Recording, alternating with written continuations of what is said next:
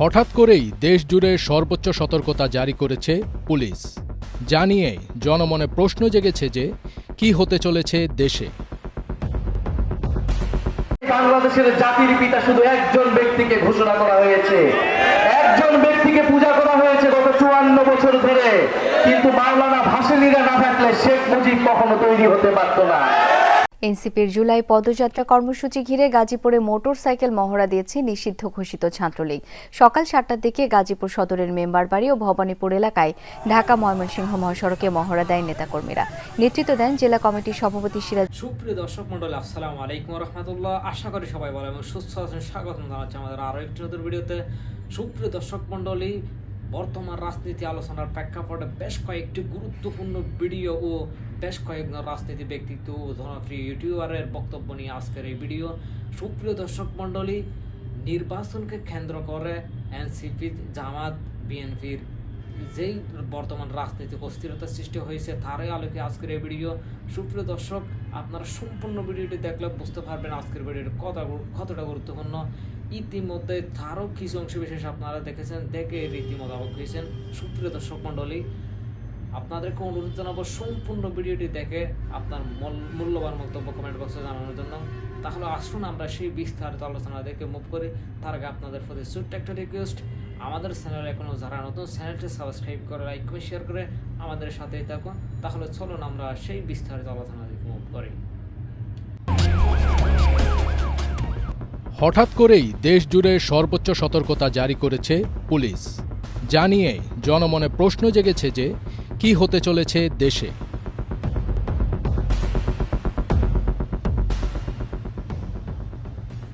সূত্র অবশ্য জানিয়েছে, আওয়ামী লীগ কর্তৃক নৈরাজ্য সৃষ্টির আশঙ্কায় দেশজুড়ে সর্বোচ্চ সতর্কতা পুলিশের। আওয়ামী লীগের রাজনৈতিক কার্যক্রম নিষিদ্ধ হলেও দেশে বিদেশে ছদ্মবেশে তৎপর রয়েছে দলটির নেতাকর্মীরা।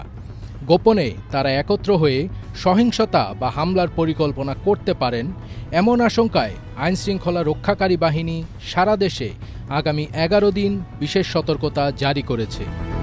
পুলিশের বিশেষ শাখা এসবি আশঙ্কা করছে 29 জুলাই থেকে 8 আগস্ট পর্যন্ত সময়কে কেন্দ্র করে অনলাইন ও অফলাইনে সংঘবদ্ধ প্রচারণার মাধ্যমে দেশে নৈরাজ্য সৃষ্টির চেষ্টা করা হতে পারে।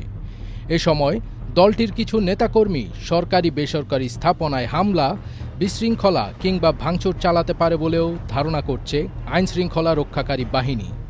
এই প্রেক্ষাপটে সোমবার 28 জুলাই দেশের বিভিন্ন পুলিশের ইউনিটে একটি বিশেষ সতর্কবার্তা পাঠিয়েছে এসবির রাজনৈতিক উইংয়ের এডিশনাল ডিআইজি সই করা একটি চিঠিতে এই নির্দেশনা দেওয়া হয়। চিঠি পাঠানো হয়েছে ডিএমপি কমিশনার, সিটিএসবি, বিভাগীয় উপপুলিশ কমিশনার, চট্টগ্রাম ও খুলনার স্পেশাল পুলিশ সুপার সহ দেশের সব জেলা পুলিশ সুপারের কাছে।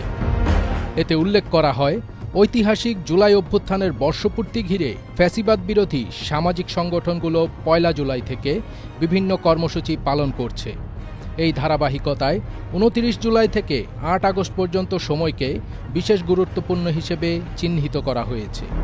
চিঠিতে আরও বলা হয়, এই সময়ে ফ্যাসিবাদী শক্তিগুলো দেশব্যাপী অনলাইন ও অফলাইনে উস্কানিমূলক প্রচারণা চালিয়ে নৈরাজ্য সৃষ্টি করতে পারে।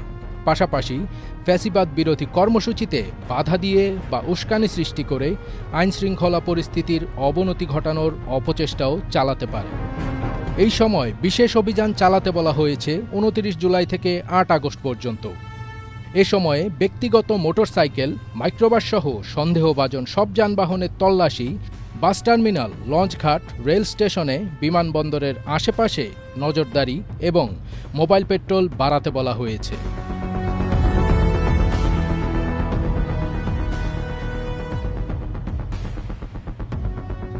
ফজবির তাজ, এটিএন বাংলা।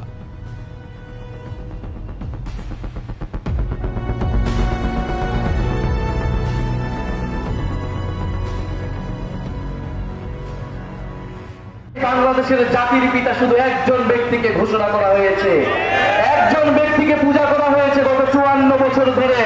কিন্তু মাওলানা ভাসানীরা না থাকলে শেখ মুজিব কখনো তৈরি হতে পারত না। টাঙ্গাইল শাড়ির জিআই প্রোডাক্টের সত্ত্ব কখনোই ভারত নিতে পারে না। অবিলম্বে তা প্রত্যাহার করতে হবে, আমরা এই দাবি জানিয়ে গেলাম। রংপুরের গঙ্গাচড়া একটি উপজেলায় বাসভবনে বাড়িঘরে হামলা চালানো হয়েছে, লুটপাট চালানো হয়েছে। এই ঘটনা যারা ঘটাচ্ছে তাদের উদ্দেশ্য ধর্মীয় নয়, তাদের উদ্দেশ্য রাজনৈতিক, তাদের উদ্দেশ্য সাম্প্রদায়িক। এই রাজনীতি শুরু করেছিল আওয়ামী লীগ। টাঙ্গাইল নিয়ে নতুন কিছু বলার নাই। আমরা জানি বাংলাদেশের ইতিহাসে সংগ্রাম এবং প্রতিরোধের সবসময় সাক্ষ্য দিয়ে এসেছে এই টাঙ্গাইল। ভাসানী শুধু বাংলাদেশ নয়, পুরো উপমহাদেশের একজন অনন্য রাজনৈতিক পুরুষ ছিলেন। মাওলানা ভাসানী প্রথম ব্যক্তি যিনি পাকিস্তানি শাসক গোষ্ঠীদের বিদায় ঘোষণা করেছিলেন কাকমারি সম্মেলনের মাধ্যমে। তিনি প্রথম রাজনৈতিক ব্যক্তি যিনি বুঝেছিলেন পাকিস্তানি শাসক গোষ্ঠীর সাথে আমাদের থাকা সম্ভব নয়। আমরা আজকের এই সমাবেশ থেকে মাওলানা ভাসানীকে শ্রদ্ধা বলে স্মরণ করতে চাই। সার্জিস আলম বলেছেন, শেরে বাংলা ফজলুল হক মাওলানা ভাসানীর মতো মহান রাজনৈতিক পুরুষ যারা এই বাংলাদেশের স্থপতি, তাদেরকে দিয়ে এই বাংলাদেশের জাতির পিতা শুধু একজন ব্যক্তিকে ঘোষণা করা হয়েছে, একজন ব্যক্তিকে পূজা করা হয়েছে গত 54 বছর ধরে। কিন্তু মাওলানা ভাসানীরা না থাকলে শেখ মুজিব কখনো তৈরি হতে পারত না। বাংলাদেশের কোনো একজন জাতির পিতা নয়, বাংলাদেশে অনেকজন জাতির পিতা রয়েছে, তার মধ্যে অন্যতম রয়েছে মাওলানা ভাসানী। এই টাঙ্গাইলের শাড়ি, যেই শাড়ি জামদানির মতো বিখ্যাত, মসলিনের মতো বিখ্যাত, সেই টাঙ্গাইলি শাড়ির জিআই প্রোডাক্ট নিয়েছে ভারতের পশ্চিমবঙ্গ। টাঙ্গাইল শাড়ি নামে কিভাবে ভারতে জিআই প্রোডাক্ট দিতে পারে, এই প্রতিবাদ আমরা তখনও জানিয়েছিলাম। মাত্র 2-3 বছর আগে এই ঘটনা ঘটেছে।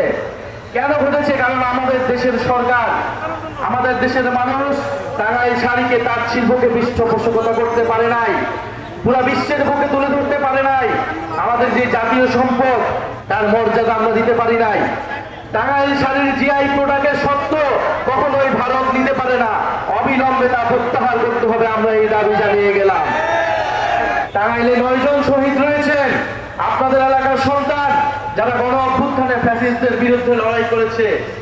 আপনার এসির গ্যাসের সমাধান হলো SGS ও CNS সার্টিফাইড ফোরন রেফ্রিজারেন্ট গ্যাস, যার বিশুদ্ধতা 99.98%। ফোরন, শান্তি যেখানে, নিঃশ্বাসে।